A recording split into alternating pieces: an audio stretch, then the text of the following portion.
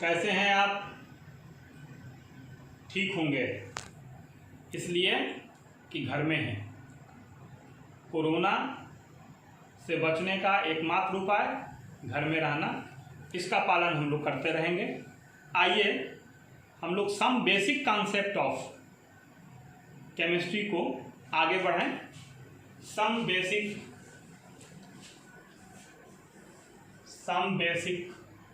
Concepts of chemistry को आगे बढ़ाना है और आज हम लोगों को जानना है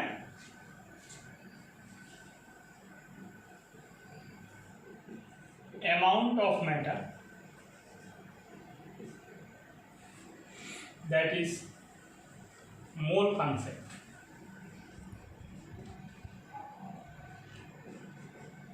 मैटर के अमाउंट को, मैटर को प्रदर्शित करने के लिए अपने पास दो विधियां हैं।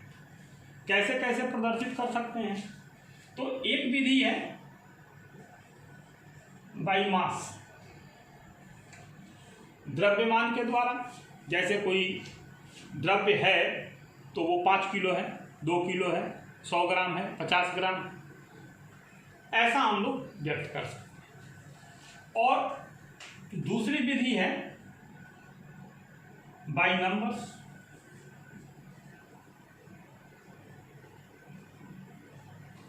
जैसे एक दर्जन कलम है, 5 संतरे हैं, 7 बॉल हैं। ये दो विधियां हैं और इनको ओस्टवाल्ड जो थे उन्होंने इसे प्रदर्शित करने के लिए मोल शब्द का उपयोग किया। यानी ये मोल जो शब्द है ये किसके द्वारा दिया गया? ओस्टवाल्ड के द्वारा। इसको हम लोग स्मॉल n के द्वारा सूचित करते हैं। और ओस्टवाल्ड ने इस शब्द को हीप या पाई शब्द से निकाला। यानी ढेर, एक ढेर है और उस अमाउंट में बाई नंबर्स कितने नंबर हैं? तो 6.02 3 × 10⁻23 पार्टिकल, इतने पार्टिकल हैं। या दूसरी बात कि उस ढेर का भार कितना है? तो ग्राम एटम या ग्राम मॉलिक्यूल। ये मोल शब्द का उपयोग इतना अधिक हो गया कि ग्राम एटम और ग्राम मॉलिक्यूल शब्द जो है वो कालातीत हो गया। लेकिन ग्राम एटम का अर्थ है एक एटम का ग्राम में भार या एक मॉलिक्यूल का ग्राम में भार। जैसे हम बात करें H2O, तो H2O का ग्राम में भार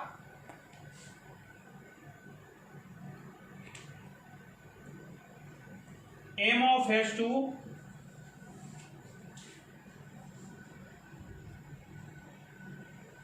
बराबर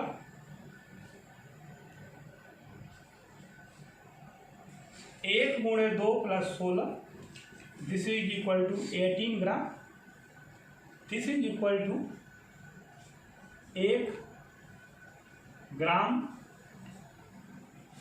molecule, this is equal to 1 mole. ये मोल है, इज इक्वल टू 6.023 × 10⁻23 H2O। इतने H2O हैं। तो हम लोग ये मोल कॉन्सेप्ट और इसी के आधार पर आगे काम चलना है। मोल कॉन्सेप्ट में जो ग्राम अणु है या ग्राम परमाणु है या मोल है, उसकी संख्या कैसे निकालेंगे? तो उसकी संख्या निकालने के लिए mole is equal to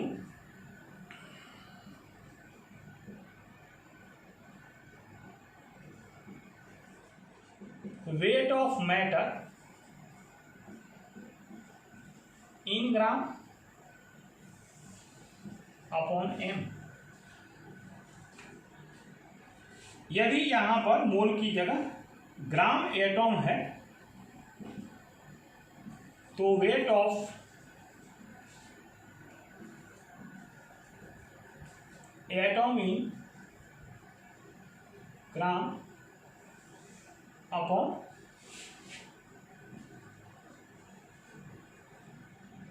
atomic mass.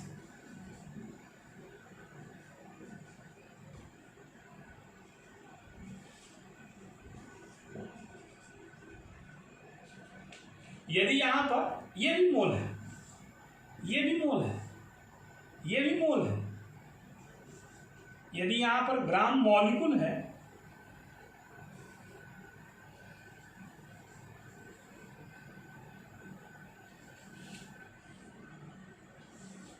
तो ये बराबर होगा वेट ऑफ मॉलिक्यूल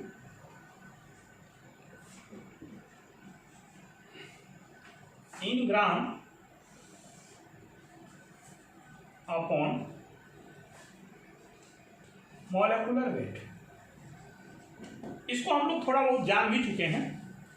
अब प्रश्न उठता है कि ये भी मोल है, ये भी मोल है, ये भी मोल है। एक जैसे ये ग्राम एटम है, ये ग्राम मॉलिक्यूल है, वैसे हम लोग और भी इलेक्ट्रॉन का, प्रोटॉन का यहाँ पर मास लिख देंगे और ऊपर वेट लिख देंगे, भाग दे देंगे तो उसके मोल्स निकल जाएंगे।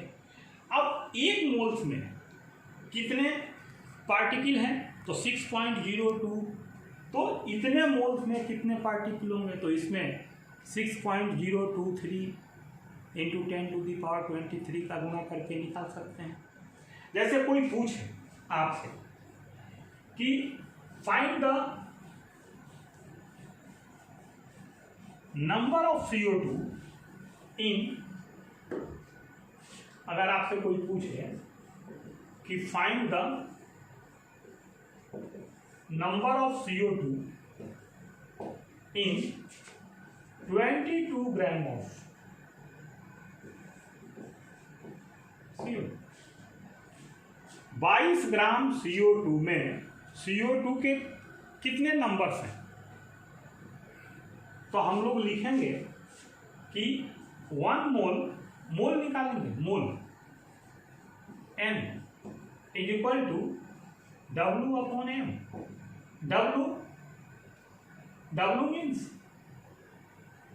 वेट, मॉलिक्यूलर वेट, CO2 का M, C 12 + 16 गुणे 2, 32 12 44, तो 22/44 cancel, 1/2। This is equal to also 0.5, ऐसा लिख सकते हैं। अब हम लोग इतना मोल हो गया, ये हो गया मोल। अब हम लोग एक mole CO2 is equal to 6.023 into 10⁻23 CO2, इसीलिए 1/2 मोल CO2 इज इक्वल टू 1/2 गुणे 6.023 into 10⁻23 CO2। This is equal to 3.011 into 10⁻23 CO2। ये निकल गया।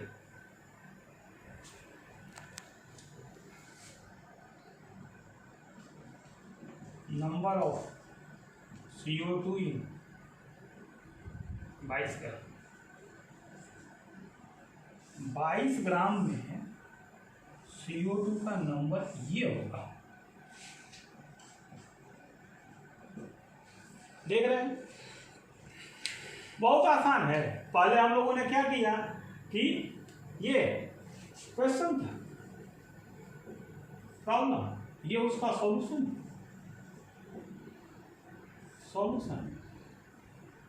ठीक है, इसमें हम लोगों ने बहुत आसानी से इसको निकाल दिया। पहले मोल की संख्या निकाल दी, फिर मोल की संख्या में मोल एवोगाड्रो नंबर से गुणा कर दिया। तो हम लोगों ने देखा कि मोल कॉन्सेप्ट क्या है और इससे हम लोग कैसे पार्टिकल की संख्या निकालते हैं। इसके बाद हम लोगों को परसेंटेज कंपोजिशन, दूसरी बात जो पढ़नी है वो है percentage composition.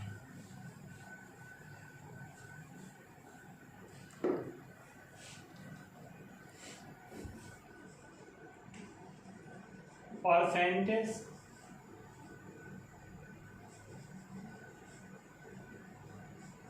Composition and chemical formula, ये दो बातें ध्यान में रखना है आप कि परसेंटेज कंपोजिशन क्या है और फिर बात करनी है केमिकल फार्मूला के बारे में। तो पहले हम लोग परसेंटेज कंपोजिशन के बारे में बात करेंगे।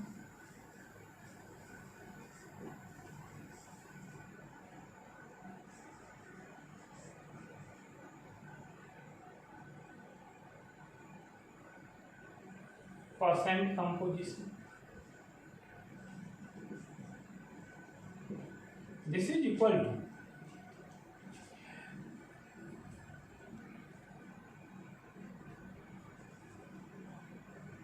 mass of element in molecule।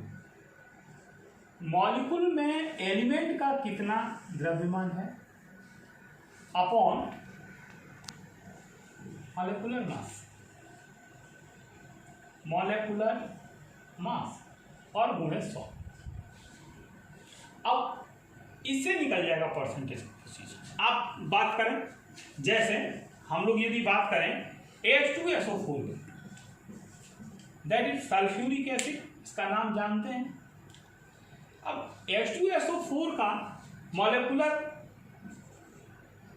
M of, ये है M of H2SO4 is equal to 1 into 2 plus 32 plus 16 into 4। This is equal to 2 plus 32 plus 64, this is equal to 98। ये हो गया। अब हम लोग परसेंटेज निकालें, percentage of hydrogen, then mass of element. तो मास ऑफ एलिमेंट हाइड्रोजन 2 है upon 98 into 100, ये कैंसिल हो जाएगा 49 और 100 में 49 का भाग दे देंगे तो 2.0 और 204%। अब कोई कहे परसेंटेज ऑफ हाइड्रोजन की जगह सल्फर, तो सल्फर है 32, तो 32 upon 98 into 100 is equal to, ये 16 2 जा 32 49, तो 1600 अपॉन 49 150 13 130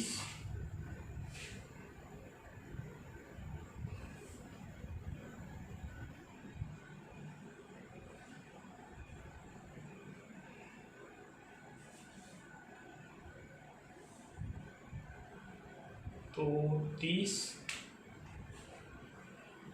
2 32 320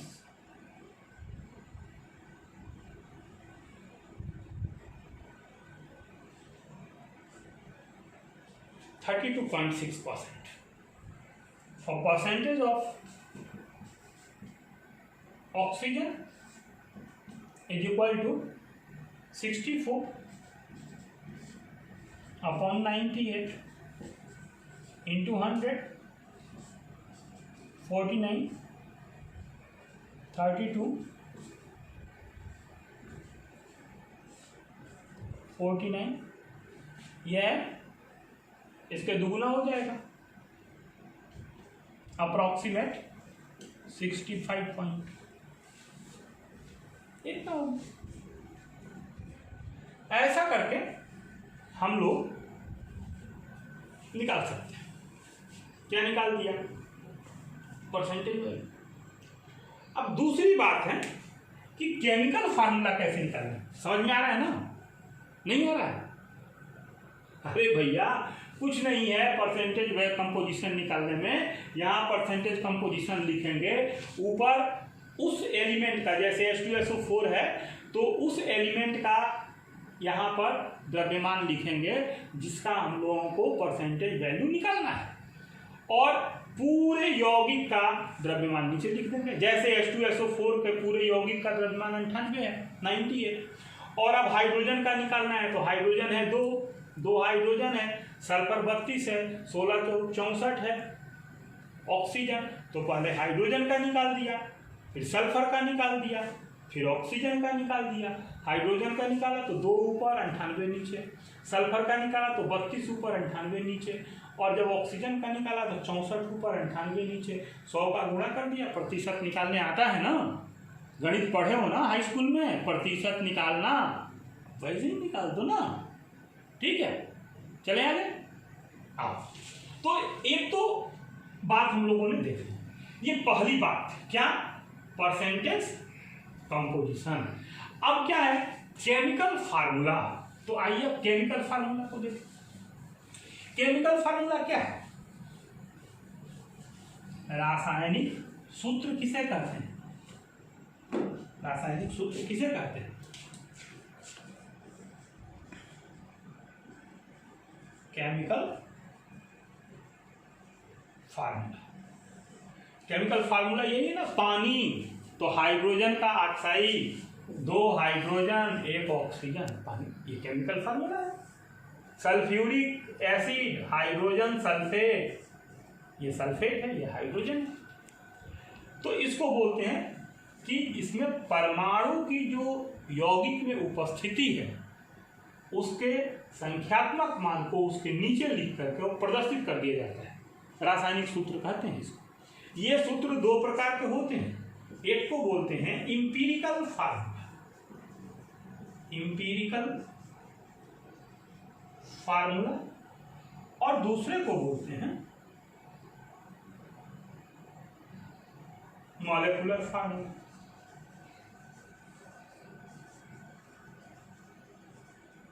इंपीरिकल फार्मूला जो है ना, ये परमाणु की आपेक्षिक संख्या है यौगिक में, और मॉलिक्यूलर फार्मूला जो है ना वो परमाणु की वास्तविक संख्या है। जैसे आप किसी यौगिक का सूत्र है C6H6, तो इसका इंपीरिकल फार्मूला होगा CH और इसका मॉलिक्यूलर फार्मूला होगा C6H6। अब CH इंपीरिकल फार्मूला वाला ये भी हो सकता है और ये भी तो हो सकता है C2H2। देख रहे हैं ना, इस दोनों का इस CH जो है ना, एसिटिलीन और बेंजीन, दोनों का इंपीरिकल फार्मूला तो एक ही होगा, इसलिए कि इसमें कार्बन और हाइड्रोजन जो है ना उसकी वास्तविक जो आपेक्षिक अनुपात उसका है वो तो ये है, आपेक्षिक संख्या उसके लिए ये है, लेकिन ये उसमें वास्तविक संख्या है। वास्तविक में कार्बन 6 है, हाइड्रोजन 6 है। तो इस तरह हम लोग निकालेंगे इंपीरिकल फार्मूला निकालने के लिए। एक हम लोग याद रखेंगे सारणी को, इस सारणी को भूलेंगे नहीं, इसी को याद रखना है। जैसे ये हम लोगों ने एक सारणी बनाई, अब सारणी बना के और इसमें ऐसा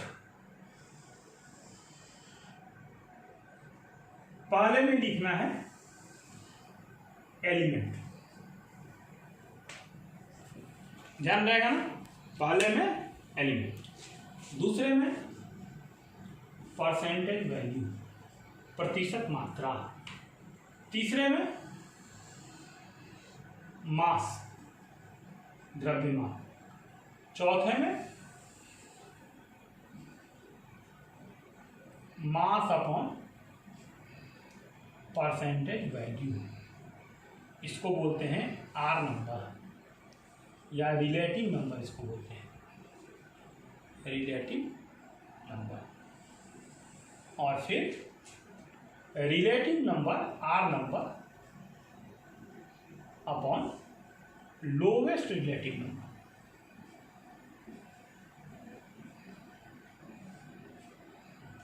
तो इसको बोलते हैं आपेक्षिक संख्या, सिंपलेस्ट रेशियो। सिंपलेस्ट, यही सिंपलेस्ट रेशियो जो है इसको हम लोग कहते हैं मॉलिक्यूलर फार्मूला। तो इंपेरिकल फार्मूला, तो इंपेरिकल फार्मूला यदि निकालना है तो इसके लिए हम लोग क्या करेंगे, this is equal to simplest ratio, यही है इंपेरिकल फार्मूला। अब इस सारणी को ध्यान में रखना है। अगर सारणी बना दिया और अपने पास 3 एलिमेंट वाला कोई यौगिक है, जैसे उसमें हाइड्रोजन है, वही सवाल जो H2SO4 था उसी को हम लोगों ने पलट दिया। ये H2SO4 है, इसका परसेंटेज वैल्यू निकाला था 2.0304। इसका परसेंटेज वैल्यू निकाला था हम लोगों ने क्या, सल्फर का 32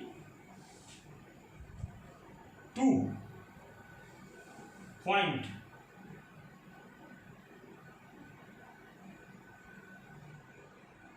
इसका निकाला था 65.2, ऐसा निकाला था अप्रोक्सीमेट वैल्यू। इसका मास है 1, इसका मास है 32, इसका मास है 60। तो इसमें क्या किया, मास अपॉन परसेंटेज वैल्यू। तो मास परसेंटेज वैल्यू अपॉन मास,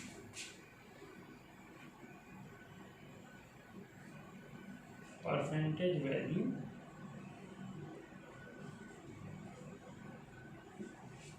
अपॉन मास। तो परसेंटेज वैल्यू है 2.04 upon mass, 32.6 upon mass, 64.5.2 upon 60। तो रिलेटिव नंबर आ गया, क्या आ गया 2.04 1 4। ये अप्रोक्सीमेट वैल्यू निकलती है। अगर इसके दशमलव में 0 होता है तो उसका कोई मतलब नहीं है, निकाल सकते हैं। अब रिलेटिव नंबर, ये रिलेटिव नंबर है 2.04 अपॉन लोवेस्ट रिलेटिव नंबर।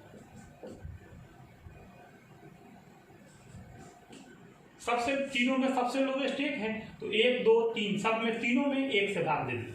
तो ये हो गया 2, ये हो गया 1 और ये हो गया 4। तो ये हो गया ना H2 S1 O4। अब ये इंपेरिकल फार्मूला है, और यदि हम लोगों को मॉलिक्यूलर फार्मूला निकालना है तो एक इसका स्क्रीनशॉट ले लीजिए। यदि हम लोगों को मॉलिक्यूलर फार्मूला निकालना है तो हम लोगों को थोड़ा और इसे लंबा करना पड़ेगा। कैसे, तो n निकालना पड़ेगा, n। तो n बराबर होगा molecular weight upon empirical formula weight. ये n बराबर हो गया। अब मॉलिक्यूलर फार्मूला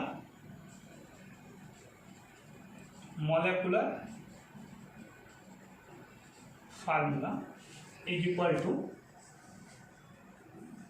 एम्पेरिकल फार्मूला गुणे, इसमें एन से गुना कर देंगे तो एन निकाल दिया। अब यहाँ एम्पेरिकल फार्मूला तो निकल गया तो उसका वेट निकल गया। अब मोलेकुलर वेट सवाल में दिया रहेगा और नहीं दिया रहेगा तो वेपर डेंसिटी दिया रहेगा, तो हम लोग निकालेंगे मोलेकुलर वेट बराबर, एक फार्मूला और ऊपर लिख लें, मोलेकुलर वेट बराबर 2 गुणे vapour density, vapour density. 12th वालों को यही बात, जो 11th में पढ़ते हैं उनको इतनी पढ़नी है, और 12th वालों को यही बात मोलेकुलर फार्मूला निकालने की विधि हमने बताई है ना। और विभिन्न विधियों से मोलेकुलर फार्मूला निकाल करके और मोलेकुलर फार्मूला वेट निकाल करके और उसके बाद एन निकालेंगे और एन निकालने के बाद मोलेकुलर फार्मूला निकालेंगे। तो हम लोगों ने देखा कि मोलेकुलर फार्मूला और empirical formula, it means chemical formula कैसे निकालेंगे और परसेंटेज कंपोजिशन का ज्ञान हम लोग कैसे करेंगे, मोल का कॉन्सेप्ट क्या है और मोल है क्या। मोल के बारे में पीछे ही बताया है कि कार्बन C12 के जितने उसके C12 के एक कार्बन 6 और 12 के जितना भार है उसमें कार्बन की जितनी संख्या है